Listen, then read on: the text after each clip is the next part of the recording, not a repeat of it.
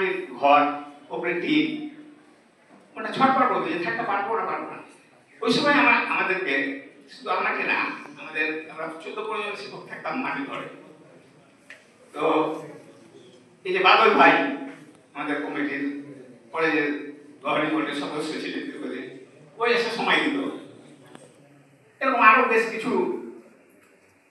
মানে young chapter, তখন আমরা ইয়াং, আমাদের সময় দিত। অভিভাবকরা যথেষ্ট আমাদেরকে সম্মানিত, খাতির করতো, ভুলার না, স্মৃতি থেকে ক্লাস এবং শেষ পর্যন্ত ওখানে চাকরি করতে 31 বছর কাটালাম। অভিজ্ঞতা। তো একটা কথা বলবো, বেশি কথা বলতে পারবো না, আর সম্ভব না।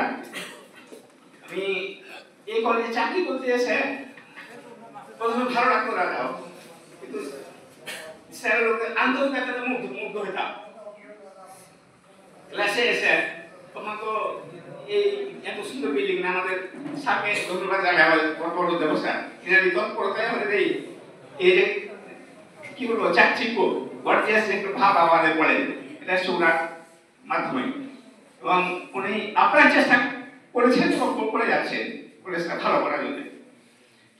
এক সময় ক্লাসে এসে মন ভরতো না, শিক্ষকের আসলে একজন বক্তা যখন বক্তব্য রাখে তার সামনে যদি দর্শক না থাকে বক্তব্য দেয় শান্তি পাবে।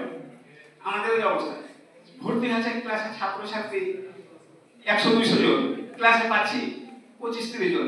বাংলা বা ইংলিশের টিচার একটু বেশি পেত। আমার কৃষিতে বাংলা ইংলিশে পড়ে কৃষিতে ছাত্রছাত্রী বেশি, অথচ 25-30 জনের বেশি পাইত। পরীক্ষা আসলে আমার দেখা যেত আরো কমে গেছে। পরীক্ষার ভীতি বা পরীক্ষার প্রতি কি বলবো অনীহা, এসব কারণে আমি পরীক্ষা চালিয়েছি কোথায় কয়েকবার, ইবিএসসি আসার আগেও। ছাত্র খাতা কাগজে পাচ্ছি 150, পরীক্ষা দিচ্ছে 40-45। এই সাথে এটা মানে কি বলবো অবদান, এখন মানে 7% ছেলেমেয়ের ক্লাসে উপস্থিত হয়, ক্লাস পরীক্ষায় উপস্থিত হয়, ক্লাস করুক আর না করুক। তো ক্লাস করে মন ভরতো না, শেষ পর্যন্ত মাটিতে করা আগ পর্যন্ত এই দুঃখটা থেকে গেছিলাম। ক্লাসে ছাত্রছাত্রী সাফিসিয়েন্ট পাইতাম না, আর ক্লাসে ছাত্রছাত্রী নিয়মিত না আসে ভালো করবে এটা স্বাভাবিক। এই ধসটা নামছে কয়েক বছর থেকে, এটা তার প্রমাণ। ছাত্রছাত্রী ক্লাস ভালো করলে অবশ্যই সে ভালো করবে, এটা বলতে পারি। তো ছাত্রছাত্রীদের কাছে আমার আবদার বা আবেদন, তারা নিয়মিত ক্লাস করে, আমরা সব আর্টস কি কমার্স কি সায়েন্স কি সব রেসপেক্ট করতাম। রেসপেক্ট না করলে ভালো হবে না ছাত্ররা। এই জন্য ইংরেজিতে বলছি আমি এর